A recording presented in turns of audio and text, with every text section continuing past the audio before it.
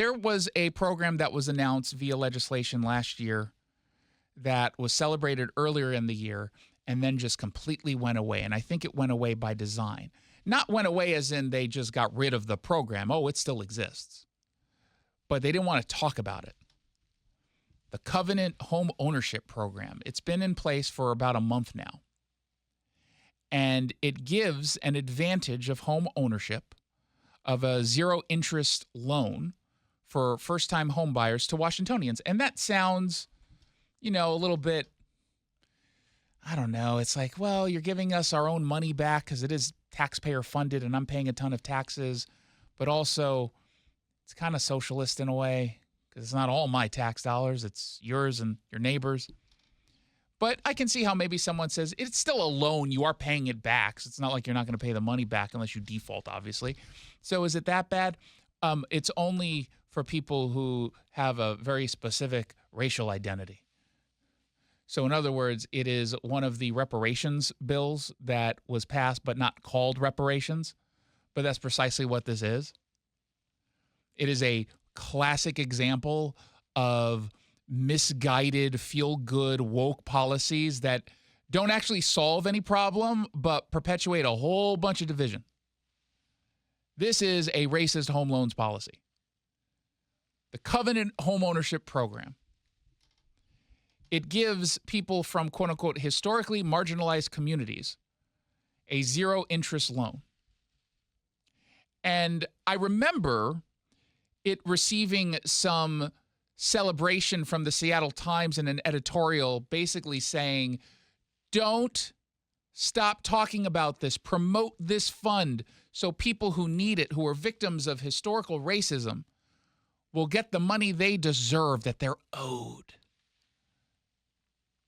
Now, the program gives up to $150,000 in zero-interest loans that can get used for down payments and closing costs so long as you are, A, a first-time home buyer, B, can trace your ancestry to people who lived in the state before 1968, and C, come from a very specific group of marginalized community members. You have to be Black, Hispanic, Native American, Alaska Native, Native Hawaiian, or other Pacific Islander, Korean, or Asian Indian. And how did they come up with that very specific list? There were specific, what do we want to call them? Restrictive covenants in place to purchase homes. And it impacted people who are Black. So, for example, you can purchase a home here, but not if you're Black. And so they looked at the list of groups that were at some point restricted from the covenants, and they saw Jews on the list, and they decided not to put that in the legislation. So Jews don't benefit from this specific home loan program. But maybe down the line, they'll consider Jews less than just privileged white people so that we might also benefit from these programs. Not that we should. Just throwing that out there. Maybe if we get a ceasefire, they'll consider. Maybe. Although this was before that. Now, this is all administered through the Washington State Housing Finance Commission. They look at your application. They say, "Ooh, this person checks all the boxes, so we're going to give them a loan." Why? Because they say it helps bridge the wealth gap that was created by discriminatory housing practices of the past. This is when you hear the language around generational wealth. This is what they're talking about, that wealth was not passed on from generation to generation because there were racist policies in place, which is obviously true, that in this case prevented home ownership. And so you have generations of folks who are Black or Latino, Hispanic, that are not getting any kind of wealth from property ownership because they were not allowed to have it from the beginning, whereas the white folks were able to. Now, I think one of the most troubling aspects of this program is that there is this assumption that right now, if you happen to be Black, if you happen to be Latino or Asian or Native American, and you had a family member who lived in Washington State prior to 1968, that you are today a victim of racism, that you are not successful, that you have not been able to get out of the hole, that racist policies put you in. That in 2024, simply because you are black, you are at a disadvantage. This program tells you that. It assumes that. Now, is that an assumption that we should make ever for anyone, including the inverse, which is just because you're white, does that mean that today you are just privileged and you're doing great and you can easily afford a home? Because there are plenty of folks, regardless of race and gender and religion and gender identity, that might be in a position where they can't afford a home or in a position where they easily could afford a home. Why would we make an assumption just based on someone's skin color? Because I thought, and I could be wrong, I thought that's what the whole, I don't know, what do we want to call it, dream might have been, to not judge people on the basis of their skin color and instead on the content of their character. I guess we moved away from that. Society no longer wants that. We're supposed to judge everyone on the basis of their skin color. The idea that someone's eligibility for financial assistance should be tied to race is as racist as the policies that they claim made it less likely for these loan applicants to afford a home right now to begin with. It perpetuates this notion that folks get defined by their racial background instead of individual circumstances, instead of a position that they actually are in. That a poor white or Jewish family is somehow still better off than someone who's wealthy and black or Hispanic. That to me seems kind of absurd. This is one of those programs that is intended to divide, that ends up creating resentment. Because if you're some poor family that happens to be white and you would love to buy a home, you would love to create that generational wealth for your kids, but you just can't afford it. And then you see someone apply for this who can, in fact, afford a home, but happen to identify by the right race, quote unquote, right. They get it. That creates resentment. And it should create resentment. I would resent the person who takes advantage of a program they don't actually need because of some virtue signaling legislature that wanted to push this through. It's absurd. And by the way, you wonder why we hear this. I don't understand why there are so many working class folks who are turning on the Democrats and going towards Republicans. How could that be? I don't know. Well, yeah, look at your own policies. You don't have to prove in any way, shape, or form that you have personally suffered from discrimination. You don't even have to prove that your family member in Washington State before 1968 suffered from some kind of discrimination. You don't even have to say that they did. Not prove. You don't even have to say it.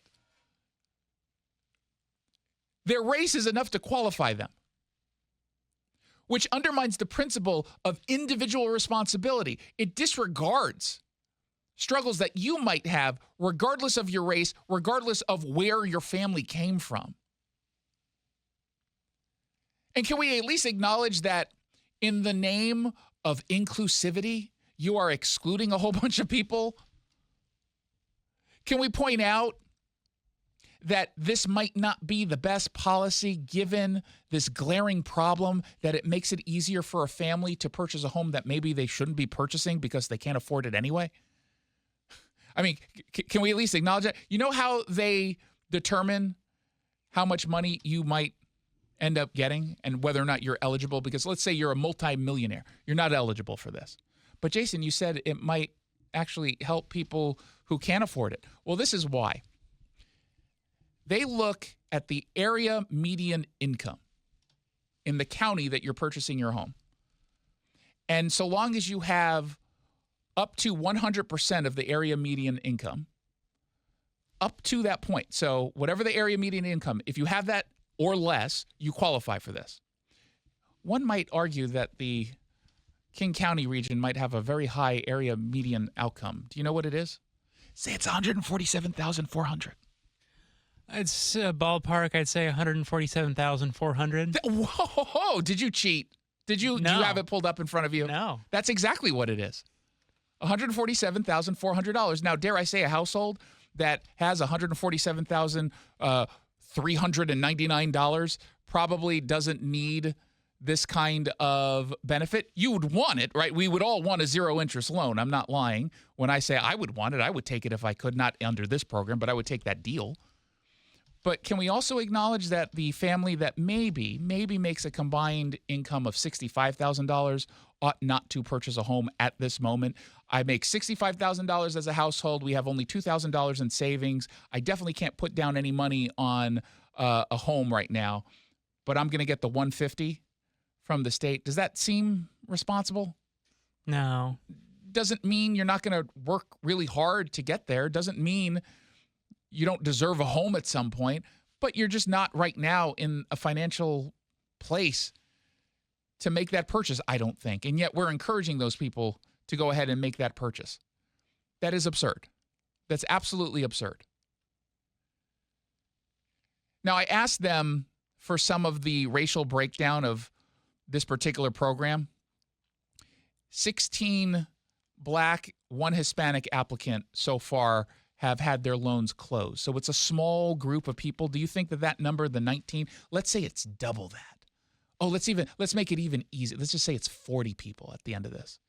Does that change the generational wealth gap in any meaningful way in the state? No. So it doesn't even accomplish what it says it wants to accomplish, right? It doesn't even get to that point. And again, you might argue that maybe more people would apply for the loan if they knew about it. Why do you think they're not promoting this very well or at all? Is it because it's racist and it's probably illegal and they just don't want it? They don't want it to get legally challenged. Is that possible? Because I seem to recall something very similar, but for business loans in Portland, or at least Multnomah County, that was just for Black-owned businesses, and that got sued very quickly by someone who could show that they suffered as a result of this. Other people ask, well, if it's illegal, why is it still moving forward? Well, remember, someone has to legally challenge this. And to legally challenge a program like this, you have to be, number one, willing to stand up in woke Washington state and call something racist. And B, you have to show that you otherwise, outside of your race, would have been eligible for this particular loan. So you have to have some sort of cause here. Standing there.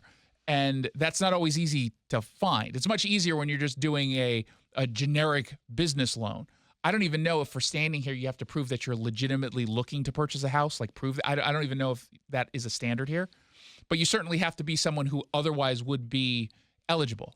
So if you make more than the area median income, you would not be able to challenge this regardless of your race, because you wouldn't otherwise qualify. The race is the only part here that matters. Let's say I made $1 underneath it and I had a family member here from 1967.